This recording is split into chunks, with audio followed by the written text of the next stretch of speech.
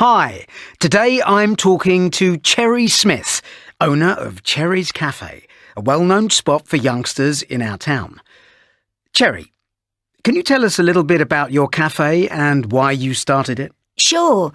I was working in one of the local supermarkets. It was always my ambition from when I was quite little to be working with people.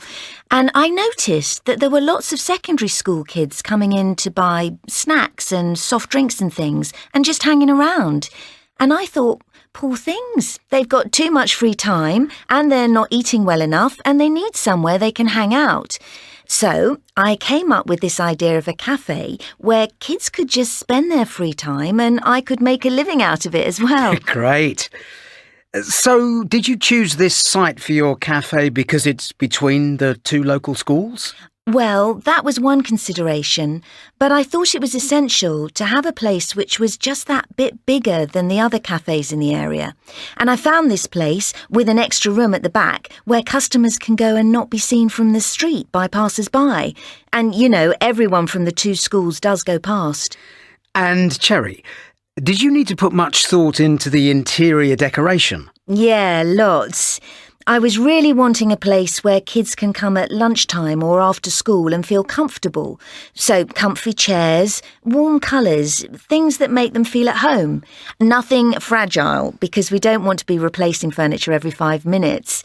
I get them to help out a bit too.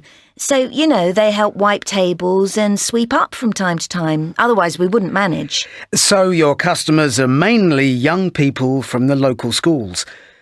Do they give you any problems? They're almost all from the local schools, and not really.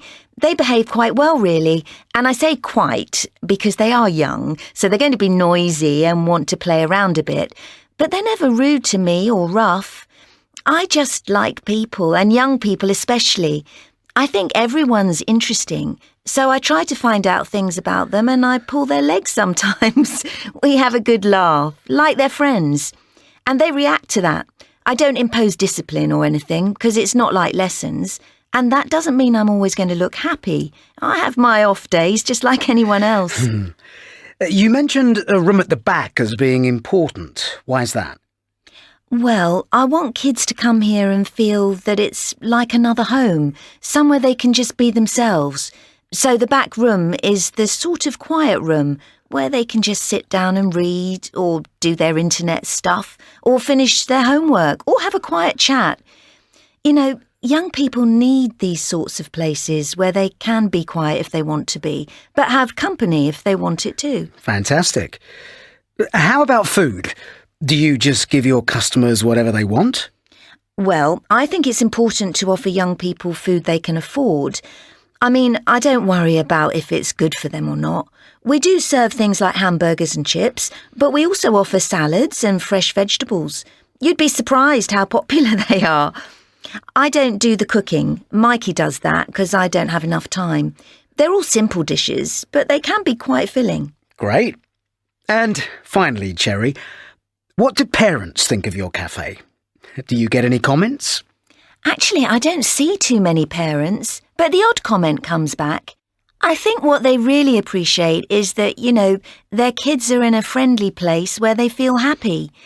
Parents sometimes sort of jokingly complain when their kids tell them they don't cook as well as Mikey. And, in the end, this cafe is a cost for the parents, but I think they think it's worth it. Cherry, thanks. Thank you.